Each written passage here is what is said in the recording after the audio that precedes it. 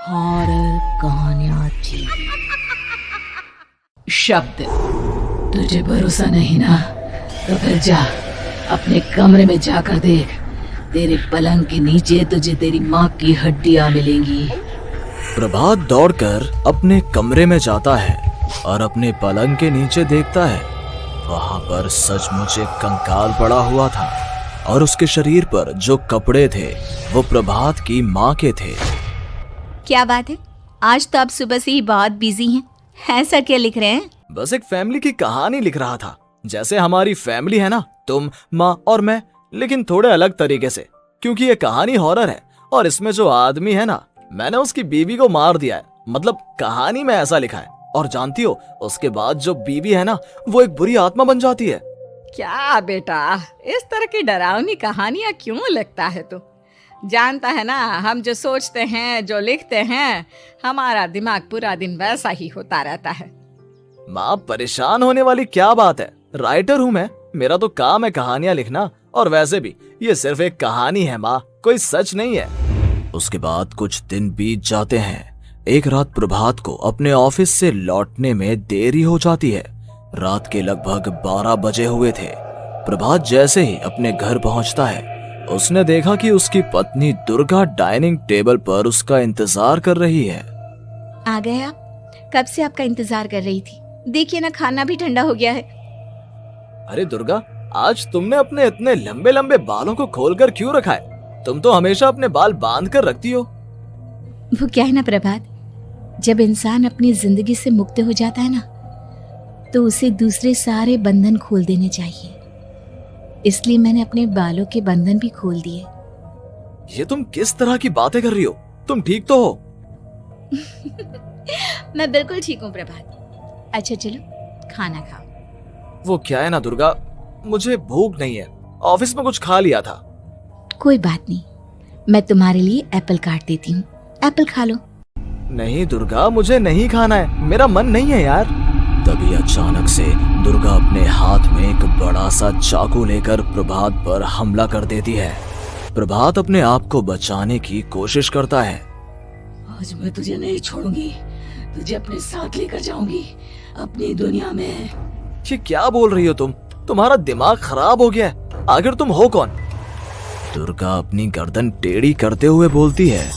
मैं दुर्गा हूँ, तुम्हारी पत्नी। ध्यान से देखो मेरी आंखों में।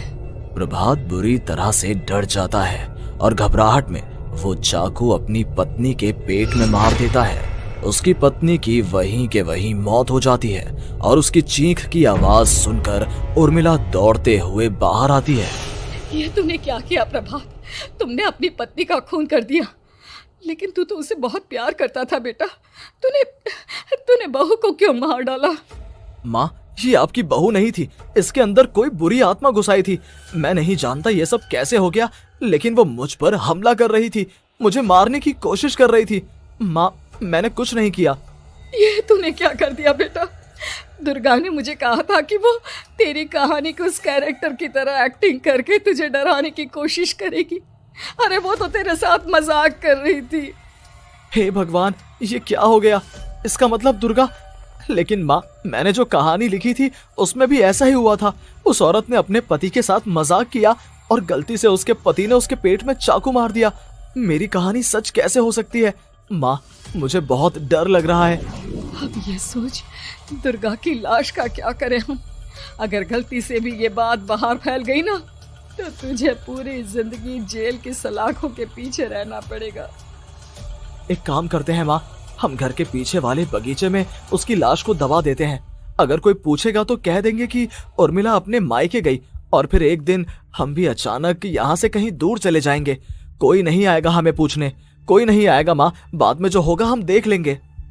प्रभात अपनी माँ उर्मिला की मदद से दुर्गा की लाश को अपने घर के बगीचे में गाड़ देता है। कुछ दिन तो ऐसे ही बीत जाते हैं, लेकिन एक दिन अचानक रसोई से आ रही कुछ आवाजें सुनकर प्रभात की नींद खुलती है। प्रभात ने देखा कि वहां पर एक लंबे बालों वाली औरत दूसरी तरफ चेहरा करके खड़ी हुई थी। कौन है? कौन है वहां पर? अरे कौन हो तुम? मैं दुर्गा हूँ प्रभात। क्या हुआ?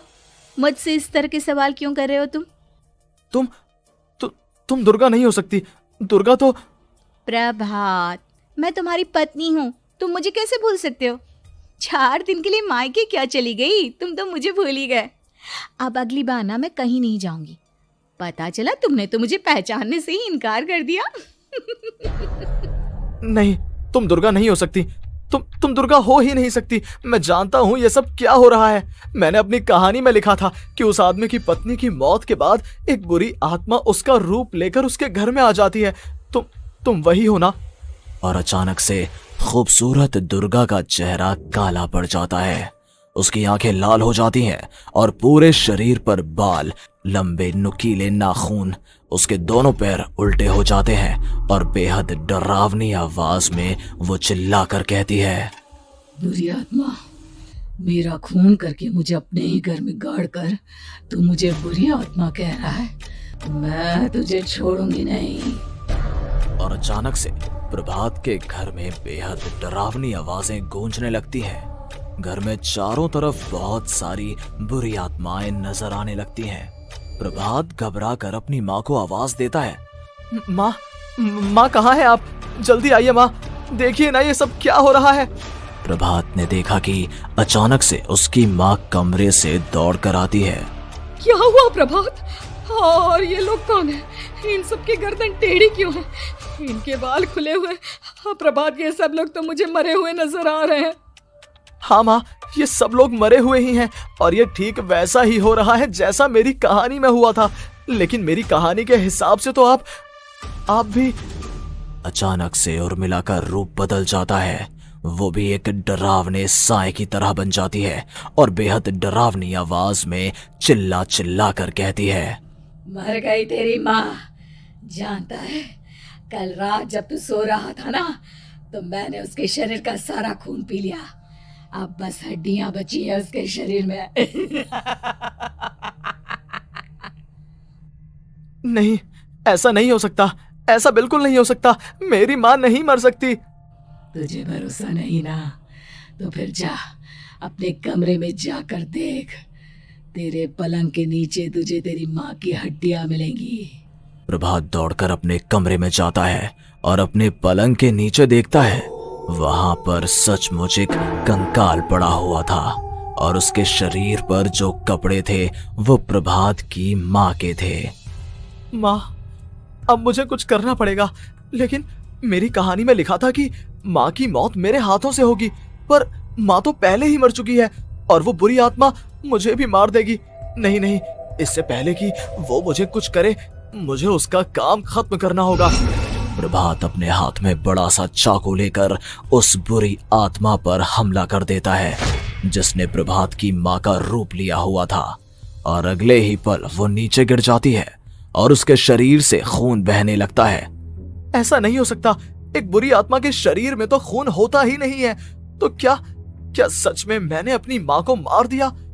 लेकिन अभी कुछ देर पहले तो फिर वो कंकाल किसका है? और ये कौन है? मैं पागल हो जाऊंगा। और अपनी माँ की लाश, इसका मैं क्या करूं? लोग पूछेंगे तो मैं क्या जवाब दूंगा? तभी वहां पर दुर्गा का रूप लेकर जो आत्मा थी उसने प्रभात से कहा, गाड़ दे अपनी माँ को ले जाकर उसी जगह जहाँ तूने मेरा खून करके मुझे गाड़ दिया था। जा, चला जा। घबराया हुआ प्रभात पागलों की तरह अपनी माँ की लाश को लेकर बगीचे में गाड़ देता है। प्रभात की हालत पागलों जैसी हो जाती है। वो अपने आप को अपने घर में बंद कर लेता है। कहानी के हिसाब से तो आगे ये हुआ था कि कहानी लिखने वाले ने उन बुरी आत्माओं से डरकर आत्महत्या कर ली थी। तो क्या मैं भी मर जाऊंगा? क्या मैं भी आत्महत्या कर लूंगा? एक काम करता हूँ, मैं अपनी कहानी का अंत बदल देता हूँ। हाँ, ये मैंने पहले क्यों नहीं सोचा। मैं लिख दूंगा कि कहानी को लिखने वाला आत्महत्या नहीं करता, बल्कि कहीं दूर जाकर नए सिरे से अपनी जिंदगी शुरू करता है। यही सोचकर प्रभात ने अपनी लिखी हुई कहानी को बाहर निकाला और उसे पढ़ना शुरू किया। ये देखकर वो हैरान रह गया कि कहानी का क्लाइमैक्स तो किसी ने पहले ही बदल दिया था। ये क्या? इसमें तो लिखा हुआ है कि आखिर में उस लेखक की पत्नी और माँ दोनों बगीचे में जिंदा दफन थे। बुरी आत्माओं ने उनको कैद करके रखा था और वो लेखक अपनी माँ और पत्नी दोनों को जिंदा बाहर निकाल लेता है। लेकिन ये सब लिख किसने दिया? प्रभात दौड़कर बगीचे में जाता है और वहां पर खुदाई करना शुरू कर देता है। प्रभात देखता है कि वहां पर लकड़ी के 2 बड़े संदूक हैं और उनके अंदर से आवाजें आ रही हैं। प्रभात बचा लो मुझे, अगर थोड़ी देर और हो गई तो वो मुझे छोड़ेगी नहीं। बेटा देखो, मैं इस बक्से के अंदर बंद हूँ, प्लीज मुझे बाहर निकालो, वो बुरी आत्मा किसी भी वक्त मुझे मार डालेगी। प्रभात वो दोनों बक्से बाहर निकालता है और अपनी पत्नी और माँ दोनों को आजाद करवा लेता है। लेकिन तभी वहां पर अचानक से एक बेहद डरावनी और खौफनाक दिखने वाली औरत आ जाती है। तुझे क्या लगा था इतनी आसानी से अपनी पत्नी और माँ को बचा लेगा? बस 5 मिनट और उसके बाद अमावस का चांद आसमान में आने ही वाला है। लेकिन तूने इन दोनों को बाहर निकाल लिया, अब तुझे मरना होगा। नहीं, मैं जानता हूँ मैं नहीं मरूंगा, और अब आगे क्या करना है ये भी मुझे पता है।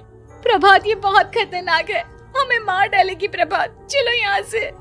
नहीं दुर्गा, अब मुझे अच्छी तरह से पता चल चुका है कि इस बुरी आत्मा से हम कैसे पीछा छुड़वा सकते हैं। और इतना कहकर प्रभात अपने हाथ में पकड़ी हुई सिंदूर की थैली उस बुरी आत्मा के ऊपर उछाल देता है। कुछ ही देर में वो जमीन पर गिरकर राख में बदल जाती है। ये सब क्या हो रहा था बेटा? ये सब तुम्हारी लिखी हुई इस कहानी की वजह से हुआ है ना? नहीं माँ, पहले मुझे भी ऐसा ही लगा, लेकिन बाद में पता चला कि बरसों पहले हमारे इस बगीचे की जमीन के अंदर किसी को जिंदा गाड़ दिया गया था और बस उसी औरत की आत्मा हमें परेशान कर रही थी। उसी ने मेरे शब्दों में जान डालकर उस कहानी को जिंदा कर दिया था। मुझे माफ कर दो प्रभात, मैंने आपकी कहानी के साथ छेड़छाड़ की थी और उसे बदल दिया था। माफी मांगने की जरूरत नहीं है दुर्गा, तुम्हारे उस बदलाव की वजह से ही आज हम सब जिंदा हैं, क्योंकि आखिर में कहानी में वो हुआ जो तुमने लिखा था।